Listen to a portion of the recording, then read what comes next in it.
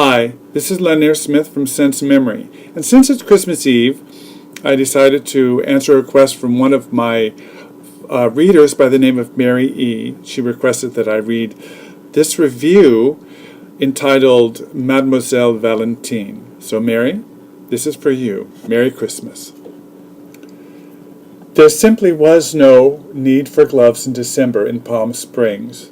She found the forgotten gloves in the back of her closet, in the long orange box with the black Coach logo. They were buried behind the rows of Chanel shoes that were too high to wear anymore. She hadn't worn the gloves since, how long ago was it? 50 years. The last winter of haute couture, when it was still about the chic, elegant lines of Hubert de Givenchy, and everyone wanted to look like Audrey Hepburn in Charade. She had just turned 21 that December. She opened the box and sifted past the ancient tissue paper that held the faint, faded memory of a forgotten perfume. The mink-lined black leather gloves were as supple as if they had just come from 24 Rue du Faubourg Saint-Honoré. She slipped them on over her once beautiful hands. They were so lovely and warm. Only then did she notice that there was something else in the box, a man's lavender silk tie. She closed her eyes. Valentine Bayard scampered recklessly against a traffic light in front of the Citroën, which nearly hit her.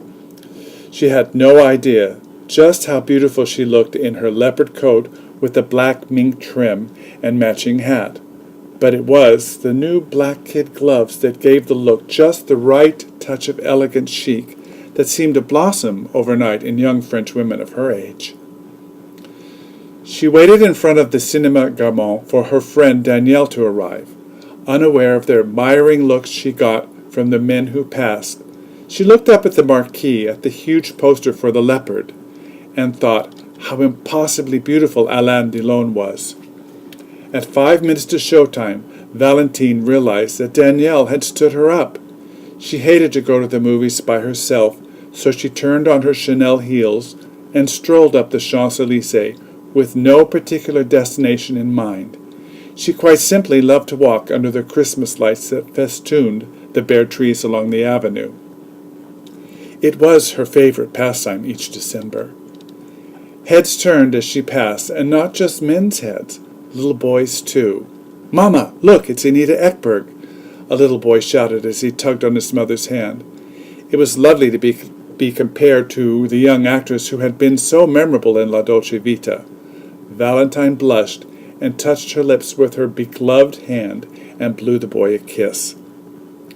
She crossed the avenue to look in the window at number 68 and had not the faintest clue that she was now being trailed by two smitten young men.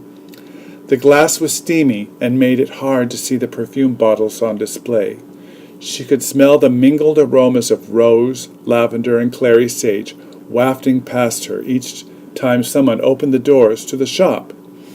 By the time she crossed the avenue back to the other side and reached Fouquet's, there were 4 young men in her wake and one on a bicycle. She left them bereft on the sidewalk as she went in for a café au lait and a cinnamon pastry.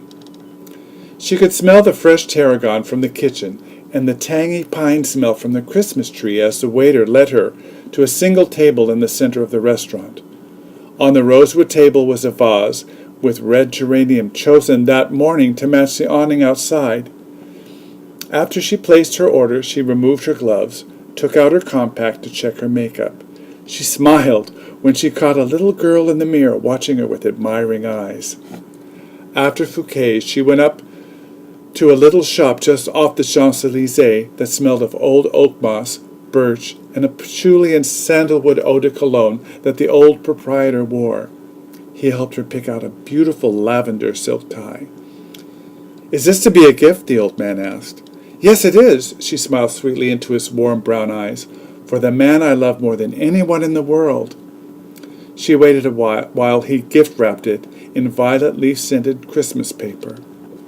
Back on the street, she looked at her watch. The film would be letting out soon, and he would be waiting for her and Danielle to come out. She rushed back up to the Champs-Élysées, gathering another small entourage of beautiful men who followed like enamored guardian angels.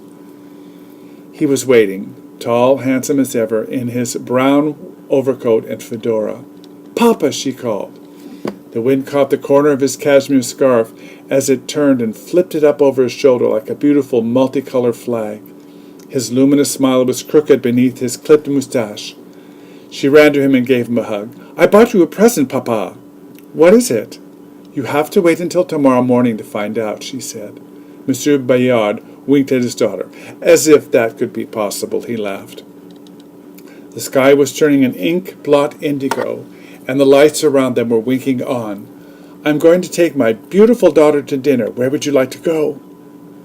"Let's be tourists and go to Maxime's. I love Maxime's at Christmas." She took a hold of his sturdy, strong arm and looked up into his smiling face. "Let's make a memory, Papa. A beautiful memory to keep for every Christmas to come." Grand Cuir by Parfum Retro is a dramatically stunning perfume that recalls the lost age of elegance. Created to be worn by both men and women, it is very classically French in its olfactory signature. Grand Cuir is purely rich and evocative of Paris.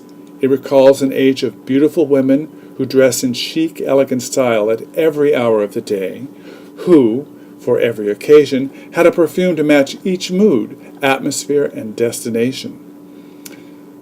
Be that a shopping excursion, a romantic interlude, or an evening alone reading Bonjour Tristesse. Yes, it recalls all these things about women, but when a man wears Grand Cuir, it takes on the memories of women he has loved. The perfume's tagline reads, "A leather with soul." This is true. It has a soul, but it is not the soul of cool like in the late 60s. It has a soul of chic from an earlier and too brief period between 1960 and 1964. It is complex, interesting, a bit demanding of your attention, and utterly devastating. It is a brand new perfume created in 2013 that shows you can be modern and yet reflect elegance from the past. The perfume opens with a little naughty, slightly skanky labdanum, which gives it its initial Gallic flavor. There is birch tar, clary sage, and a resinous pine needles that keep it from wandering into the Place Pigalle, nasty Mademoiselle territory. It is perfectly controlled, bright, and pops with an aldehydic shimmer without being too loud. None of this lush French opening is lost as the heart notes come into play. There seems to be a note from every neighborhood of Paris here, and it works the perfume to perfection.